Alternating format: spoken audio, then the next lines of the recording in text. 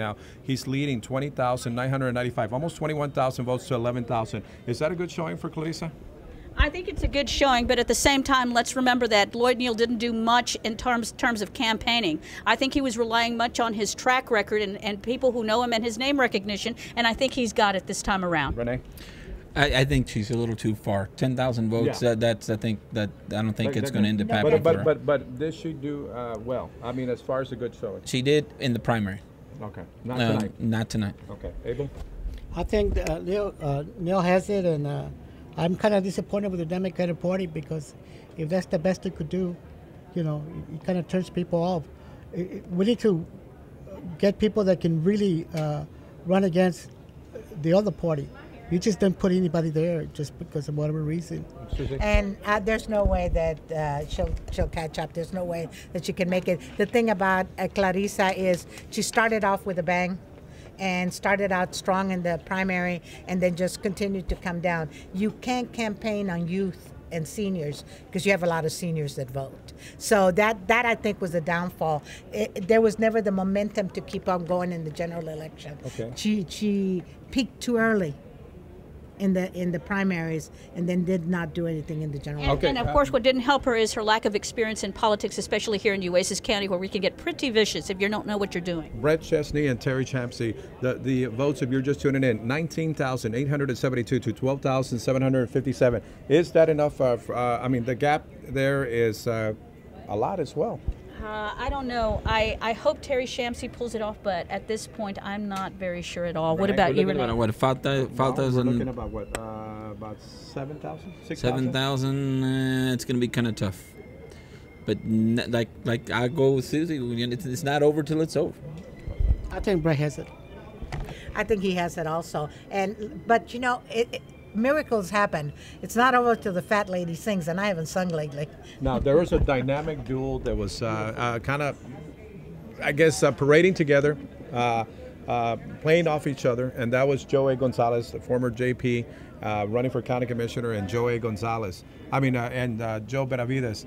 Right now, Joe Gonzalez is winning 3,645 to 3,165, but yet Joe Benavides is losing 52-69 to 63-21. But take a look at those numbers, though. They're coming up. Okay, so and it's on the right. Absolutely, he's going to win. He's going to win this election. Joe Benavides will win the election. Yes, and I believe Jag will too. And remember, Jag and Joe Benavides is a long night.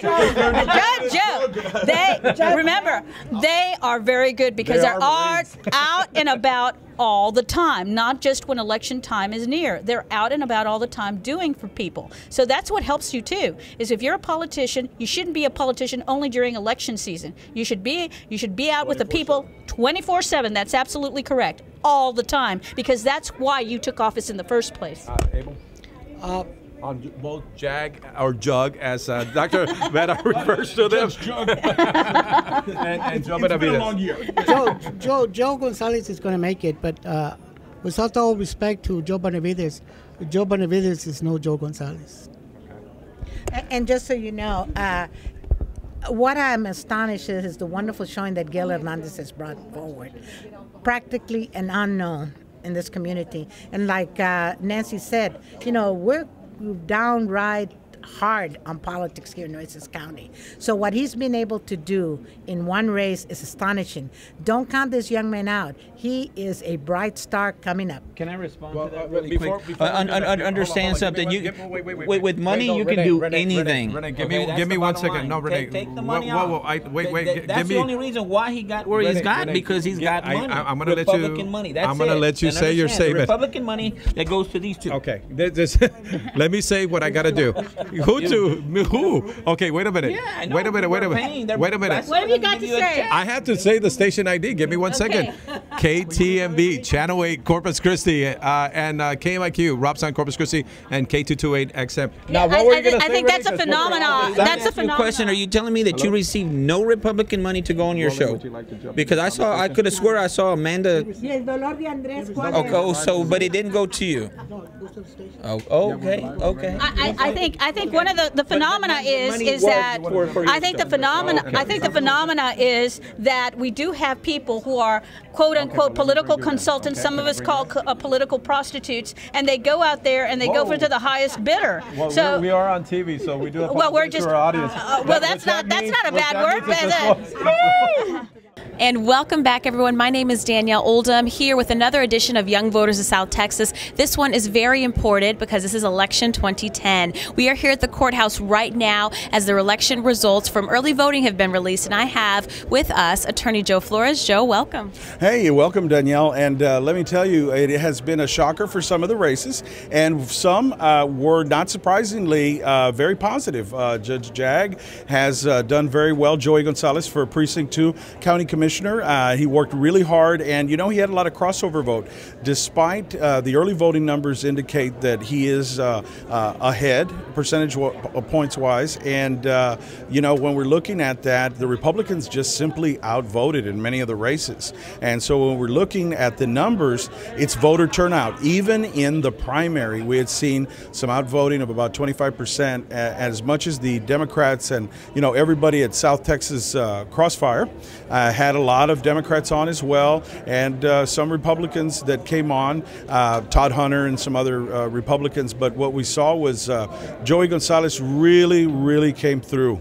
A lot of hard work and determination of the Jag train is up on the votes, despite he being a Democrat and the Republicans coming out in sheer numbers. He's still ahead, so that's a good race.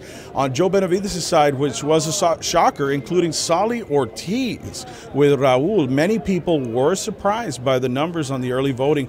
And right now, as we're talking and this is unfolding, this is really some numbers that are shocking to many Democrats. Yeah, absolutely. I would think that all of us were shocked here in the courthouse when we saw the numbers that were released. We know that we've seen a lot of the candidates out and about. They've been working very hard this election year. They've been out there, been at events and campaigning and knocking on doors and volunteering. So it's a shock to see some of these candidates have been working very hard. The numbers they have, their supporters haven't come out for them. So what would you say to all the young voters out there that might be a little discouraged seeing these numbers, seeing some of the people that they did vote for, those that we did get out there to the polls? What would you say to them? Well, like I always say on my show, Danielle, politics is a full contact sport, so you never know how the numbers are going to go, and some people are not going to be as successful as others, and you just have to keep plying out there, keep moving forward, keep plotting, keep marching down the field, and say, you know what, I'm not going to just say it doesn't matter who I vote for, because you can see by these numbers it does matter. When you vote,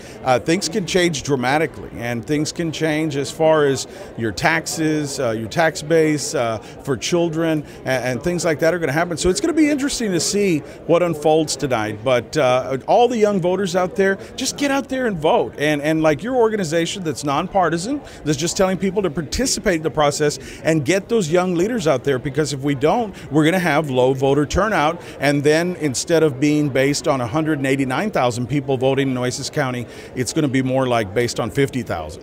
Yeah, absolutely, Joe. And those that turned out for early voting, it was only 32,000 people. 32,944 votes were cast. Yet there's over about 190,000 people that are registered to vote in Nueces County. That's right. We could do a lot better than that. So we hope that, you know, as the night continues and things keep coming out, early voting, it's not the absolute end-all be-all. We still have a lot of votes to be tabulated, folks, and we'll join you here back with Young Voters of South Texas. Check us out on Facebook. We'll keep you updated, and we'll be back soon.